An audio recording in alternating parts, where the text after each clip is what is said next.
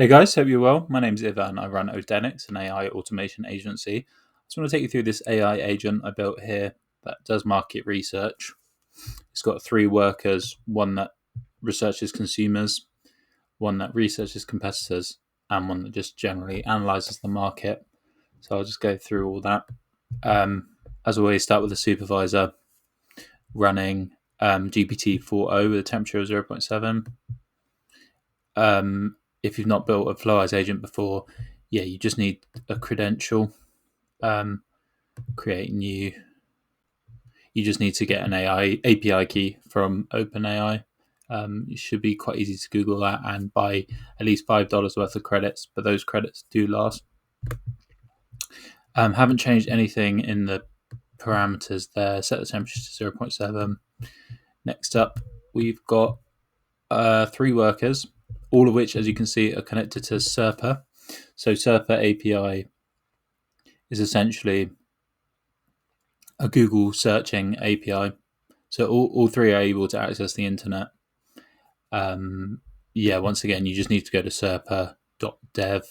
I'll include a link to that. Sign up for an account. It gives you quite a lot of free tokens, so I've never had to buy any. And then, you just go here, create a new, get your API key and give it a name. Then obviously we've got our three workers. So we start with the consumer research agent. The prompt says, you are a consumer behavior analyst specializing in understanding customer preferences and trends.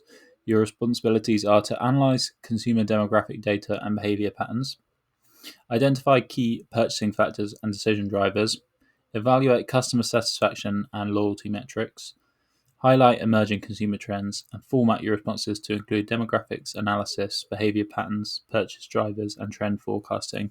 And I've told it that it utilizes the Serpa API to find this information. Next up, we've got a consumer intelligence agent.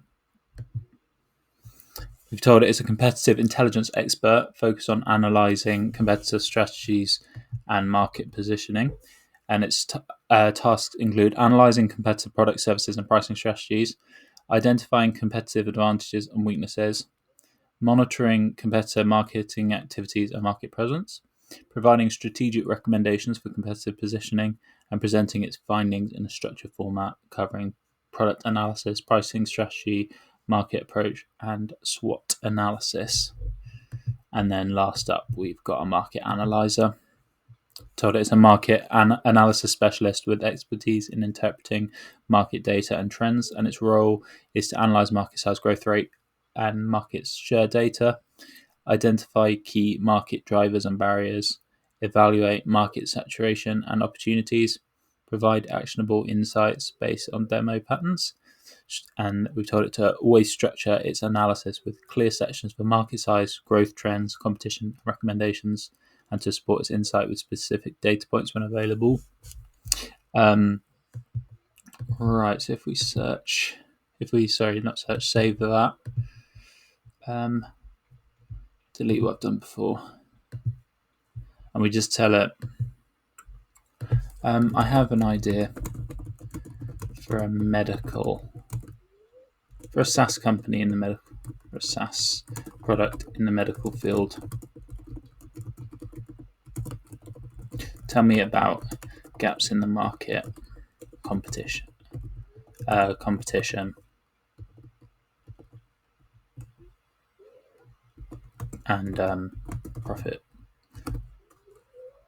profit forecasts, and see what we get.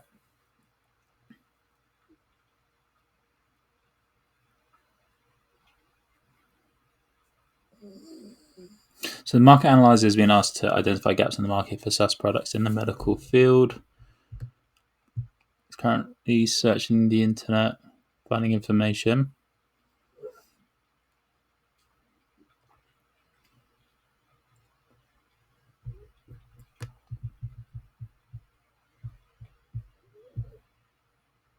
Given a market size, growth trend, competition,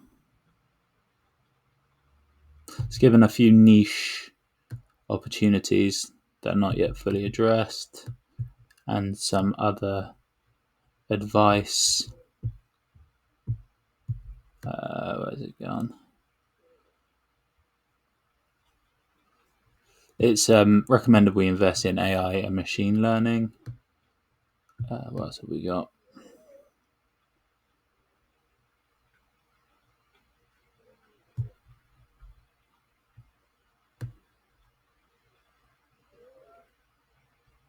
So that's our main competition in terms of companies like IBM, Google, and SAP, Cerner, Athena Health.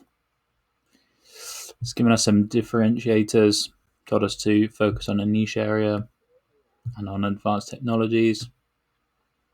Given a SWOT analysis, strength, weaknesses, opportunities, threats. It's given a forecast of what the size of the sort of healthcare SaaS market will be.